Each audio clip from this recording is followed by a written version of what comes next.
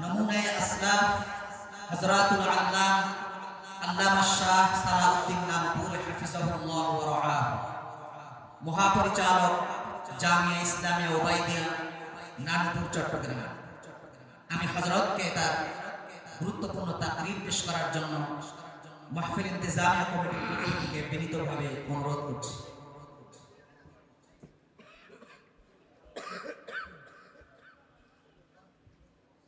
نحمده ونستعينه ونستغفره ونعوذ بالله من شرور أنفسنا ومن سيئات أعمالنا. من يهده الله فلا مضل له ومن يضلله فلا هادي له. وأشهد أن لا إله إلا الله وأشهد أن محمدا عبده ورسوله.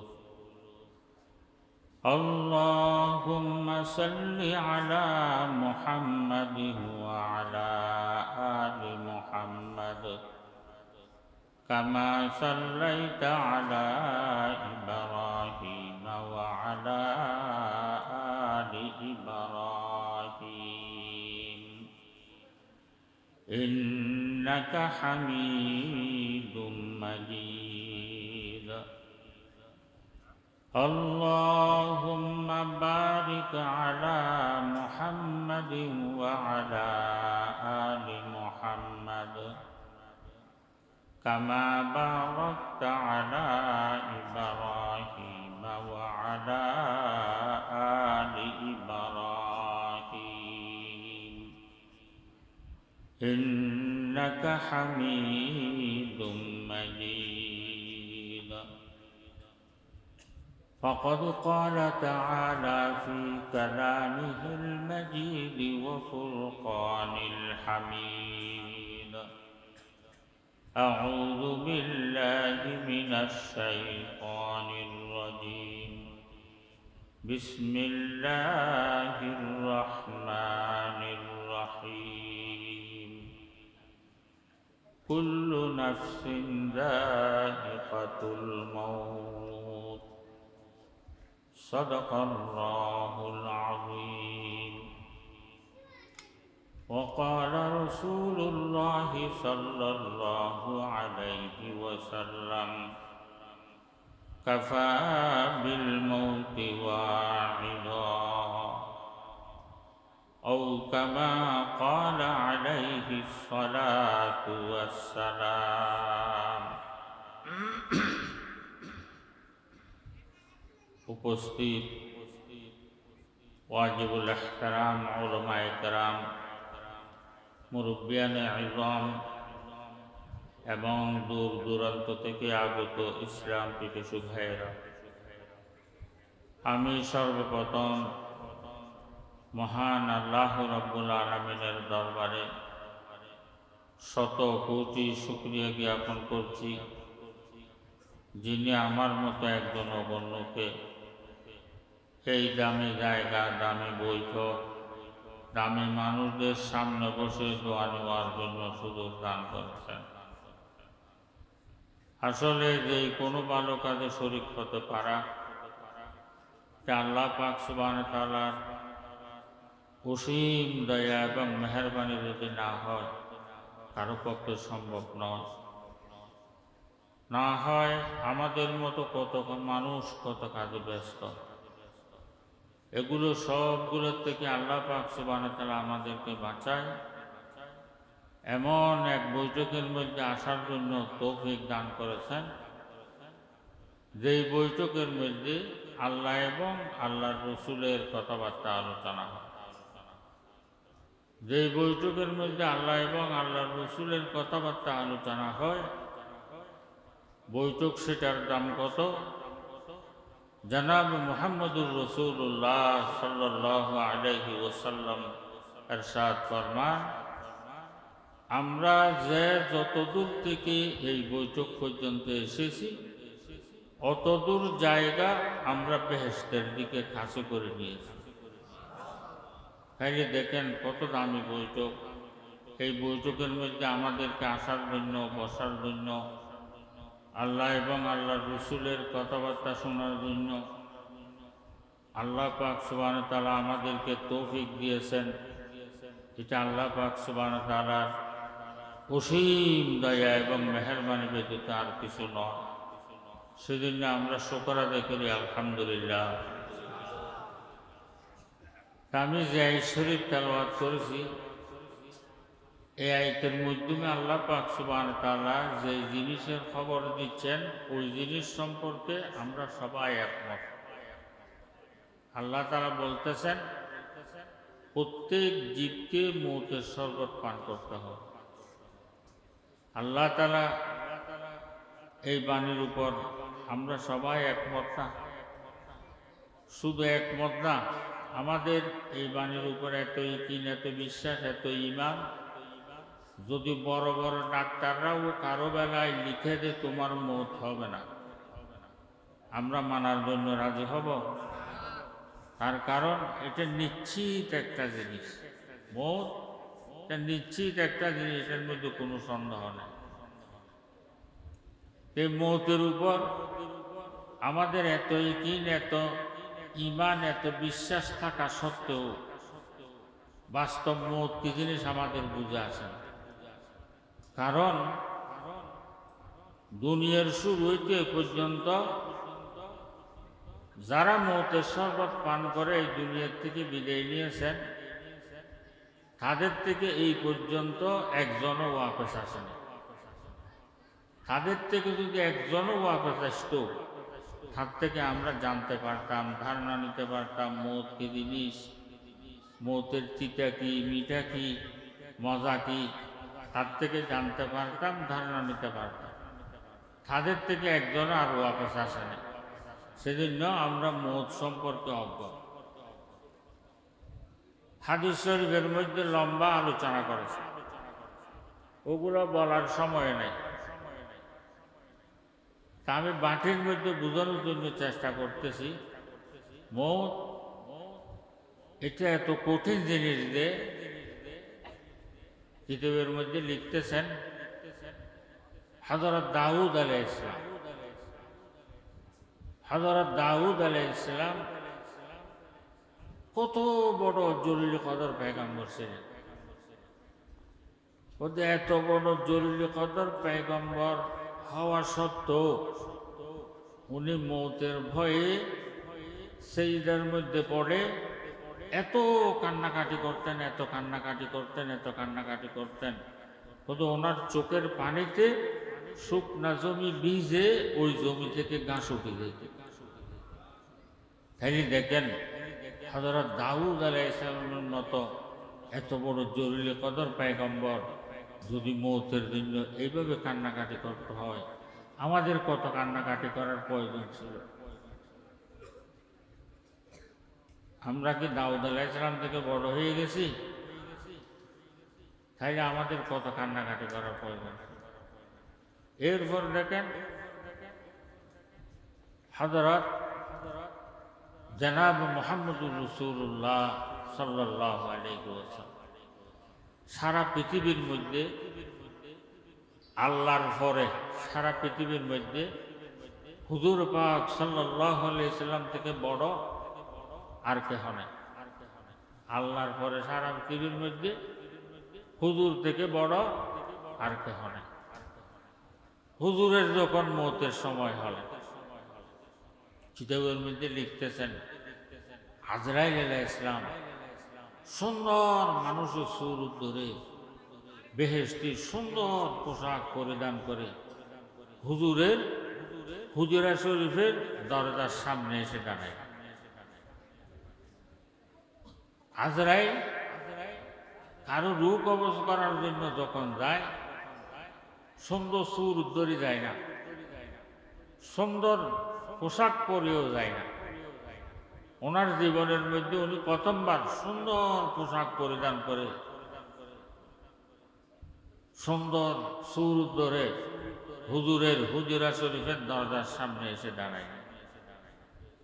দাঁড়িয়ে ঘর ঢুকার জন্য পারমিশন চাইতেছে। আজরাইল আলাইহিস সালাম যদি রূহ কবজ করার জন্য কারো ঘরে ঢুকার রাজা করে, সে যত বড় লোক হোক না কেন তার থেকে পারমিশন নেওয়া লাগে। ওনার জীবনের মধ্যে উনি প্রথমবার পারমিশন চাইতেছে ঘরে ঢুকার জন্য। দরজার সামনে দাঁড়িয়ে ডাক দিলেন, ঘরে ঢুকার এজাজত আছে, পারমিশন আছে? ফাতেমা রাদিয়াল্লাহু তাআলা আনহা ঘরের ভিতরে উপস্থিত ছিলেন। ফাতেমা রাদিয়াল্লাহু তাআলা আনহা বলেন যে আমার আব্বা খুব অসুস্থ, কারো সাথে কথা বলার শক্তি রাখে না, কাঁধে কাঁধেই ঘরে ঢুকার এজাজত নাই, পারমিশন নাই। এই উত্তর শোনার পর আজরাইল আলাইহিস সালাম আবার ডাক দিলেন। ফাতেমা রাদিয়াল্লাহু তাআলা আনহা আগের ন্যায় কে উত্তর দিলেন। এরপর তৃতীয়বার আবার ডাক দিলেন। তৃতীয়বার ডাক দেওয়ার সাথে সাথে হুজুর পাক সাল্লাল্লাহু আলাইহি ওয়াসাল্লাম ফাতেমাকে বলেন, হে ফাতেমা, ঘরের দরজা খুলিয়া দাও। ফাতেমা রাদিয়াল্লাহু তাআলা আনহা ঘরের দরজা খুলে দিলেন। আজরাইল আলাইহিস সালাম ঢুকলেন। ঢুকে হুজুরের দরবারে সালাম পেশ করতেছেন।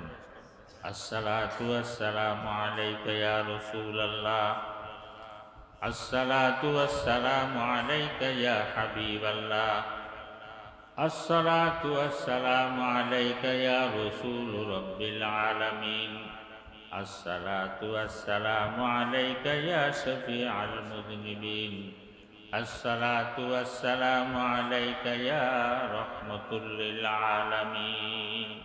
সালাম পেশ করলেন। সালাম পেশ করার পর হুজুর সালামের উত্তর দিলেন। সালামের উত্তর দেওয়ার পর আজরাইল আলাইহিস সালাম বলেন, ইয়া রাসূলুল্লাহ সাল্লাল্লাহু আলাইহি ওয়াসাল্লাম, আজকে আল্লাহ পাক সুবহানাহু ওয়া তাআলা আমাকে আপনার নিকট পাঠিয়েছেন যে আপনার রূহ কবজ করার জন্য। কিন্তু একটা কথা জিজ্ঞেস করার জন্য বলছেন। সেটা কি? আপনি যদি রাজি থাকেন, আমাকে রূহ কবজ করার জন্য হুকুম করা হয়েছে, আর আপনি যদি রাজি না থাকেন, আমাকে রূহ কবজ করার থেকে নিষেধ করা হয়েছে। এই কথা বলার সাথে সাথে হুজুরের পাশে হুজুরের বন্ধু, হুজুরের দোস্ত হযরত জিবরিল আলাইহিস সালাম দাঁড়িয়ে আছে। হুজুর জিবরিলের দিকে তাকাইলেন। জিবরিলের দিকে তাকানোর সাথে সাথে জিবরিল আলাইহিস সালাম বলেন, ইয়া রাসূলুল্লাহ সাল্লাল্লাহু আলাইহি ওয়াসাল্লাম, আপনি হ্যাঁ বলে দেন, হ্যাঁ বলে দেন। তো হুজুর ফরমান, কেন? জিবরিল বলেন, ইয়া রাসূলুল্লাহ সাল্লাল্লাহু আলাইহি ওয়াসাল্লাম, আজকে 7 আসমান 7 জমিন সবগুলোকে সাজানো হয়েছে, আরশ কুরসিকে সাজানো হয়েছে, বেহেশতকে সাজানো হয়েছে। স্বয়ং আল্লাহ পাক সুবহানাহু ওয়া তাআলা আরশের উপর কুরসির মধ্যে বসে বসে আপনার দিদারের জন্য ইন্তজার করতেছে। আপনি হ্যাঁ বলে দেন। এই কথা বলার পর হুজুর ফরমান, হে জিবরাইল, আমি দুনিয়ার থেকে বিদায় নেওয়ার পর আমার উম্মতের কি অবস্থা হবে? আমার উম্মতের জিম্মেদারি কে নেবে? দেখেন কেমন দয়ার নবী পেয়েছিলাম, কেমন রহমতুল লিল আলামিন পয়গম্বর পেয়েছিলাম। এখন রূহটা চলে যাবে, ওই সময় পর্যন্ত আমরা গুনাহগার উম্মতদেরকে একটা সেকেন্ডের জন্য বলে নাই, আমরা কি করে বললাম? হুজুর ফরমান, হে জিবরাইল, আমি দুনিয়ার থেকে বিদায় নেওয়ার পর আমার উম্মতের কি অবস্থা হবে? আমার উম্মতের জিম্মেদারি কে নেবে? জিবরিল বলেন, ইয়া রাসূলুল্লাহ সাল্লাল্লাহু আলাইহি ওয়াসাল্লাম, আপনি যেই প্রশ্ন করেছেন এই প্রশ্নের উত্তর সারা পৃথিবীর মধ্যে আল্লাহ পাক সুবহানাহু ওয়া তাআলা ব্যতীত আর কারো কাছে দেওয়ার ক্ষমতা নেই। তো হুজুর ফরমান, হে জিবরাইল, তাইলে তুমি আল্লাহ তাআলার দরবারে গিয়ে জিজ্ঞেস করি আসো। লম্বা ঘটনা, জিবরিল আলাইহিস সালাম দৌড় দিয়েছে, আসছে। আসার পর জিজ্ঞেস করতেছে, হে জিবরাইল, তুমি আল্লাহ তাআলার দরবারে গিয়েছ? বলে গিয়েছি। জিজ্ঞেস করেছ? করেছি। কি উত্তর দিয়েছেন? ইয়া রাসূলুল্লাহ সাল্লাল্লাহু আলাইহি ওয়াসাল্লাম, আপনি দুনিয়া থেকে বিদায় নেওয়ার পর আপনার উম্মতের জিম্মেদারি স্বয়ং আল্লাহ তাআলা খুদ নিয়ে নিয়েছেন। ভাই একটু চিন্তা করেন, আল্লাহ তাআলা যদি আমাদের জিম্মেদারিটা না নিত, আজকে আমাদের কি অবস্থা হইত? মূসা আলাইহিস সালামের উম্মতের জন্য বড়দিন ছিল শনিবার দিন, আমাদের জন্য বড়দিন হলো শুক্রবার দিন, জুমার দিন। আমাদের বড়দিন আমরা দুনিয়ার কাজও করি, আখিরাতের কাজও করি। কিন্তু মূসা আলাইহিস সালামের উম্মতের জন্য শনিবার দিন বড়দিন। ওই দিন দুনিয়ার কোনো কাজ করা নিষেধ ছিল। এক সপ্তাহ তোমরা দুনিয়ার কাজ করবে, একদিন আল্লাহর জন্য লিগা দুনিয়ার কোনো কাজ করতে পারবে না। তো মূসা আলাইহিস সালামের উম্মতের এক গোষ্ঠী, তারা সাগরের পাড়ে বসবাস করত। তো এদের পেশা নেশা ছিল, এরা সাগর থেকে মাছ শিকার করত, মাছ খাইত। তো মাছ খাওয়া তো এটা জায়েজ জিনিস, বৈধ জিনিস, কিন্তু শনিবার দিন দুনিয়ার কোনো কাজ করার নিষেধ হিসেবে মাছ শিকার করো নিষেধ না। কিতাবের মধ্যে লিখতেছেন, কিন্তু ওই দিন মাছগুলো বেশি বেশি করে বাঁচত। অন্যদিন সাগরের মাঝখানে গেলেও বড় মাছের দেখা মিলত না। ওই দিন বড় বড় মাছ বাঁচত, খেলতো, লাফালাফি করত। এভাবে খেলতে খেলতে ফারের সাথে এসে লেগে যেত। তারা একদিন কি করছে, মাছের লালচ বরদাস্ত করতে না পেরে মাছ শিকার করছে, মাছ খাই। ভাই একটু চিন্তা করেন, মাছ খাওয়া তো এটা জায়েজ জিনিস। শনিবার দিন দুনিয়ার কোনো কাজ করা নিষেধ হিসেবে মাছ শিকার করো নিষেধ। কেন মাছ শিকার করছে, মাছ খাইছে। একটু চিন্তা করেন, এই মাছ খাওয়াটা বড় গুনাহ না সুদ খাওয়া বড় গুনাহ? মাছ খাওয়া বড় গুনাহ না ঘুষ দেওয়া, ঘুষ নেওয়া এগুলো বড় গুনাহ? মাছ খাওয়া বড় গুনাহ না মানুষের হক গজব করা বড় গুনাহ? মাছ খাওয়া বড় গুনাহ না মানুষের উপর জুলুম করা বড় গুনাহ? মাছ খাওয়া বড় গুনাহ না আব্বা আম্মার নাফরমানি করা বড় গুনাহ? মাছ খাওয়া বড় গুনাহ না শিরিক গুনাহ করা বড় গুনাহ? তাইলে আমরা মাছ খাওয়া থেকে কোটি কোটি গুণ বড় বড় গুনাহ 24 ঘন্টা করতেছি না? 24 ঘন্টা করতেছি না আমরা? তাই দেখেন, আল্লাহ তাআলা যদি আমাদের জিম্মেদারিটা না নিত, তাইলে আজকে আমাদের কি অবস্থা হইতো? মূসা আলাইহিস সালামের উম্মত মাছ শিকার করছে, মাছ খাইছে, এই অপরাধে কিতাবের মধ্যে লিখতেছেন, আল্লাহ তাআলা নারাজ হয়ে ওই পুরো শহরের সমস্ত মানুষদেরকে আল্লাহ তাআলা বানর বানিয়ে দিয়েছে। ভাই আল্লাহ তাআলা যদি আমাদের জিম্মেদারিটা না নিত, আরো কত আগে এর চাইতে আরো কত খারাপ বানিয়ে দিত। তা আমরা এত দামি হইলাম কার উসিলে? হুজুর পাক সাল্লাল্লাহু আলাইহি ওয়াসাল্লামের উসিলে। কোনদিন শুকর আদায় করছি? দেখেন, মূসা আলাইহিস সালামের উম্মত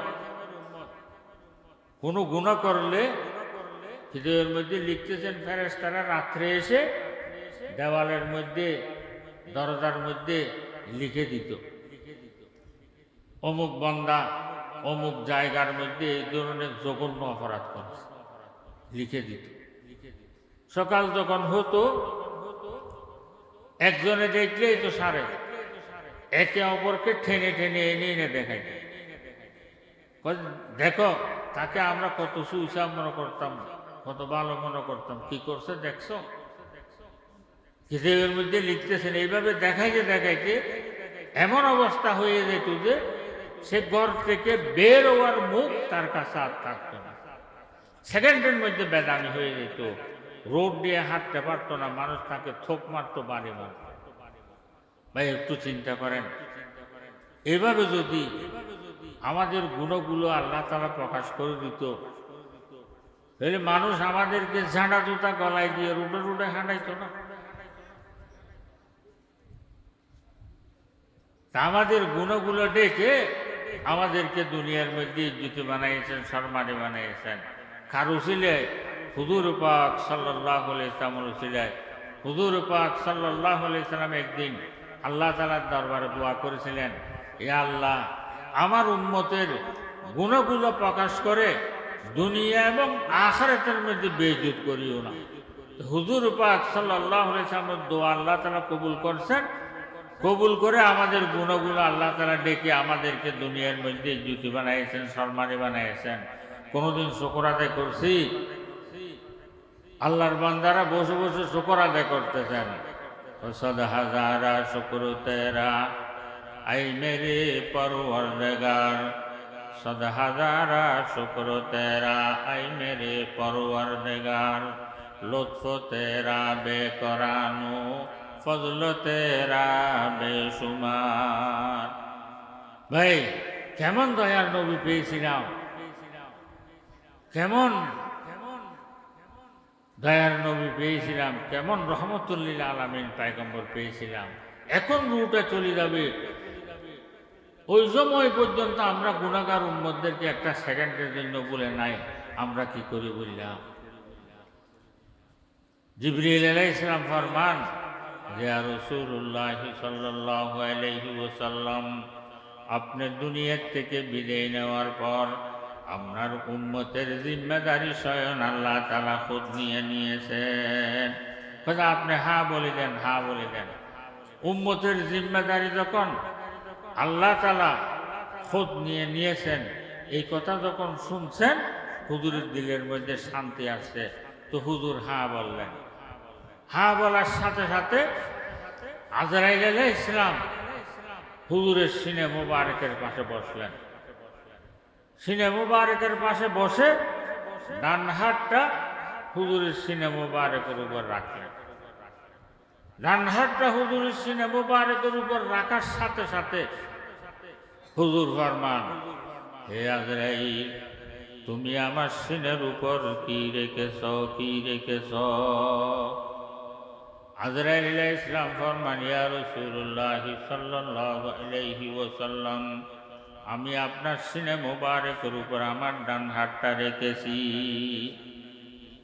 এই কথা বলার সাথে সাথে হুজুর ফরমান, হে আজরাইল, আমার কাছে মনে হচ্ছে যে আসমান আর জমিন দুটোটা একত্রিত হয়ে গেছে, দুটোটার মাঝখানে আমাকে রেখে চাপা হচ্ছে।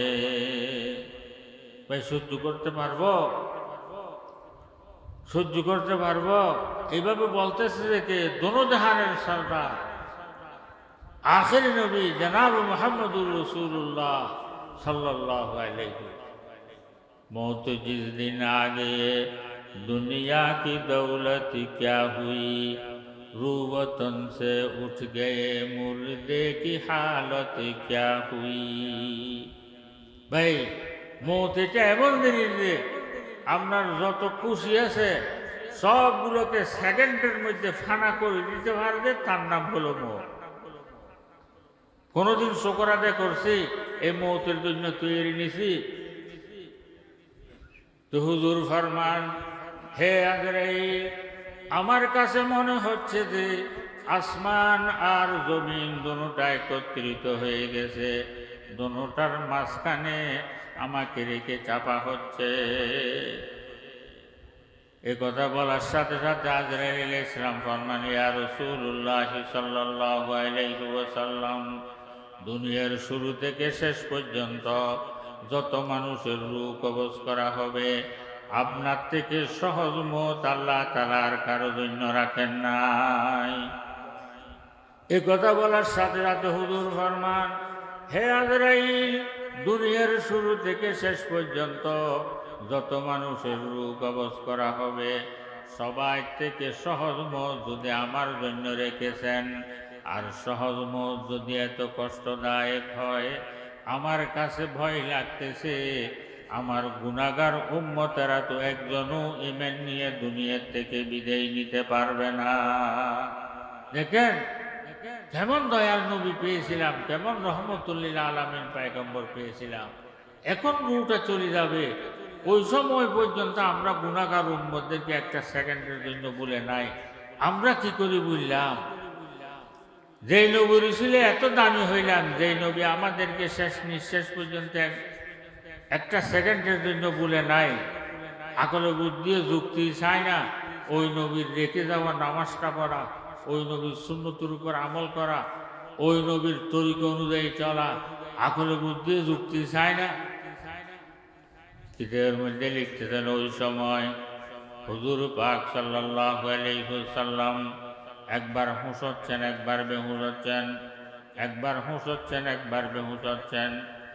ওই সময় দোনোটা হাত উপরের দিকে দিয়ে আল্লাহ তাআলার দরবারে দোয়া করতেছেন, ইয়া আল্লাহ, দুনিয়ার শুরু থেকে শেষ পর্যন্ত যত মানুষের রূহ কবজ করা হবে, সবাই থেকে সহজ মত আপনি আমার জন্য নির্ধারিত রেখেছেন। ইয়া আল্লাহ, সহজ মত যদি এত কষ্টদায়ক হয়, আমার কাছে ভয় লাগতেছে আমার গুনাহগার উম্মতেরা তো একজনও ঈমান নিয়ে দুনিয়ার থেকে বিদায় নিতে পারবে না। ইয়া আল্লাহ, আমার উম্মতের যত নরনারী কিয়ামত পর্যন্ত দুনিয়ার মধ্যে আসবেন, সবার মৌতের সময় যতগুলো কষ্ট তাদের তকদীরের মধ্যে আপনি লিপিবদ্ধ করে রেখেছেন, ইয়া আল্লাহ, সমস্ত কষ্টগুলো আপনি আমার থেকে উসুল করে নেন। আমার গুনাহগার উম্মতদেরকে মৌতের কষ্ট থেকে রেহাই দান করেন। কেমন দয়ার নবী পেয়েছিলাম। ও নবিয়্যু মে রহমত লকব পানে ওয়ালা, ও নবিয়্যু মে রহমত লকব পানে ওয়ালা, মুরাদি গরিবো কবর লানে ওয়ালা। ভাই, যেই নবীর রসুলে এত দামি হইলাম, যেই নবী আমাদেরকে শেষ নিঃশ্বাস পর্যন্ত একটা সেকেন্ডের জন্য বলে নাই, আমরা কি করে বুঝলাম, আকলে বুদ্ধি যুক্তি চায় না, ওই নবীর রেখে যাওয়া নামাজটা পড়া, ওই নবীর সুন্নতের উপর আমল করা, ওই নবীর তরিকা অনুযায়ী চলা, আকলে বুদ্ধি যুক্তি চায় না। আজ থেকে আমিও ওয়াদা করি, আপনারাও ওয়াদা করেন, আজ থেকে ইনশাআল্লাহ আমরা 5 ওয়াক্ত নামাজ ওয়াক্ত মতো পড়ার জন্য চেষ্টা করব। সবাই রাজি আছি তো ইনশাআল্লাহ? আল্লাহ তাআলা সবাইকে 5 ওয়াক্ত নামাজ ওয়াক্ত মতো পড়ার জন্য তৌফিক দান করুক, হুজুরের সুন্নতের উপর আমল করার জন্য তৌফিক দান করুক, হুজুরের তরিকা অনুযায়ী হায়াতটা কাটানোর জন্য তৌফিক দান করুক। ওয়া আখির দাওয়ানা আলহামদুলিল্লাহি রাব্বিল আলামিন। একটা এলান শুনি, আগামী ডিসেম্বর মাসের 7 ও 8 তারিখ আমাদের নানুপুর মাদ্রাসার বার্ষিক মাহফিল। আপনারা সবাইকে দাওয়াত দেওয়া গেল। এখানে যারা অনুপস্থিত তাদেরকে আপনারা দাওয়াত দিবেন, দিয়ে সবাই আসার জন্য চেষ্টা করবেন। বহু বড় মাদ্রাসা যারা গিয়েছেন তারা দেখছেন, যারা যান নাই আরও দেখলে খুশি হবেন। বর্তমানে 9000 ছাত্র, এই প্রতিদিন 85 মণ চাউলের ভাত লাগে। ছাত্রদেরকে 2 বেলা, 1 বেলা সবজি দিয়ে, 1 বেলা ডাউল দিয়ে, 1 বেলা সবজি দিয়ে 4000 কেজি সবজি লাগে, 1 বেলা ডাউল দিয়ে 400 কেজি ডাউল লাগে। এইভাবে আনুষঙ্গিক সবগুলো লাগে, দেখলে খুশি হবেন। সবাইকে দাওয়াত দেওয়া গেল, সবাই আসার জন্য চেষ্টা করবেন। অনেকেই বায়াত হওয়ার জন্য এরাদা করছে। হুজুর আমাদের রাজশাহীতে এসেছেন, এটা আমাদের জন্য অনেক বড় সৌভাগ্যের বিষয়। এজন্য আমরা সবাই শুকরিয়া আদায় করি, আলহামদুলিল্লাহ। হুজুরকে আমরা কাছে পেয়েছি, হুজুরের বরকত নেওয়ার জন্য আমরা সবাই প্রস্তুত আছি তো ইনশাআল্লাহ? ইয়া আল্লাহ, ইয়া আল্লাহ, এতগুলো গুনাহ করেছি যে মাওলা, আমাদের গুনায় আসমান জমিন কালো হয়ে গিয়েছে। ইয়া আল্লাহ, ইয়া আল্লাহ, আমাদের গুনাহগুলো যদি জমিনের উপর রাখা হয়, আসমান আর জমিনের খোলা জায়গার মধ্যে আটবে না, যে থেকেও বেশি গুনাহ করেছি মাওলা। ইয়া আল্লাহ, সাগরের ফেনা থেকেও বেশি গুনাহ করেছি মাওলা। ইয়া আল্লাহ, এই গুনার সাগর নিয়ে, গুনার পাহাড় নিয়ে ফকির যেভাবে দাতার সামনে হাত পাতে, আমরা গুনাহ মাফের বিকেরি হয়ে আপনার শাহী দরবারে হাতগুলো পেতে দিয়েছি মাওলা। ইয়া আল্লাহ, দুশ্মনের সামনে হাত পাতিলে খালি হাত ফেরত দিতে লজ্জা লাগে। আপনি আহকামুল হাকিমিন, রব্বুল আলামিন, সারা জাহানের মালিক, সারা জাহানের বাদশাহ, আপনি কেমনে খালি হাত ফেরত দিবেন মাওলা? ইয়া আল্লাহ, আপনি দয়া করে মেহেরবানি করে আমাদের জীবনের সমস্ত গুনাহগুলো মাফ করে দাও। ইয়া আল্লাহ, আমাদের মুরব্বীরা যারা দুনিয়ার থেকে বিদায় নিয়েছেন, আমাদেরকে না খাবাই আছেন, না ভিন্দায় আছেন, তারা আজকে কবরের মধ্যে শুয়ে আছে। কে কোন অবস্থার মধ্যে আছে জানি না মাওলা। ইয়া আল্লাহ, আপনি দয়া করে মেহেরবানি করে ওনাদের জীবনের সমস্ত গুনাহগুলো মাফ করে দাও।